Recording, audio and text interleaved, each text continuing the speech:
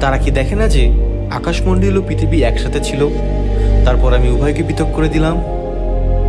1927 সালে বিজ্ঞানী George লেমেত্রে big bang theory ধারণা দেন।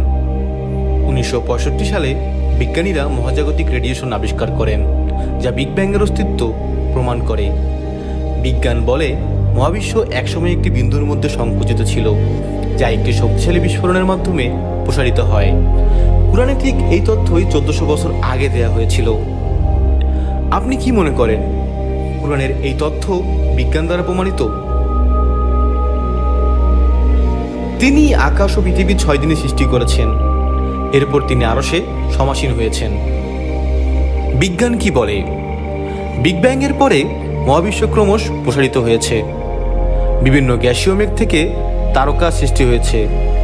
কুরআনে বলা হয়েছে আল্লাহ পৃথিবী ও মহাবিশ্বকে স্তরে স্তরে সৃষ্টি করেছেন, যা মহাবিশ্বের বিভিন্ন স্তর ও প্রসারণের সাথে মিলে যায়।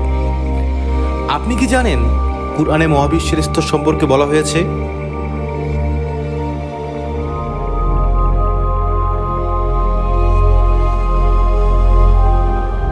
আমি সমস্ত জীবকে পানি থেকে সৃষ্টি করেছি, তবেও কি তারা বিশ্বাস করবে না?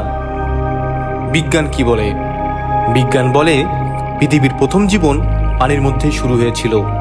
1953 সালে মিলার উরে পরীক্ষায় দেখায় পানির সাথে রাসায়নিক বিক্রিয়ার মাধ্যমে প্রাণের উপাদান গঠিত হয়। কুরআনের বক্তব্য বিজ্ঞানকে সমর্থন করে, যা প্রমাণ করে আল্লাহ জীবনের সূচনা ঘটিয়েছেন।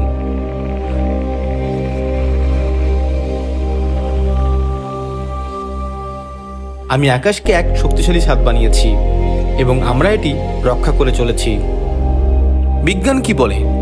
বিজ্ঞান বলে মহাবিশ্বের 85% পদার্থ ডার্ক ম্যাটার বা অদৃশ্য পদার্থের দ্বারা তৈরি।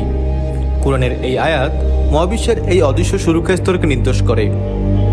বিজ্ঞানীরা এখনো বুঝতে পারেননি কিভাবে এই অদৃশ্য শক্তি কাজ করে, তবে কুরআনে 1400 বছর আগেই এর ইঙ্গিত রয়েছে।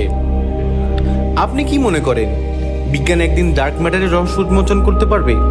আপনার মতামত কমেন্টে জানান।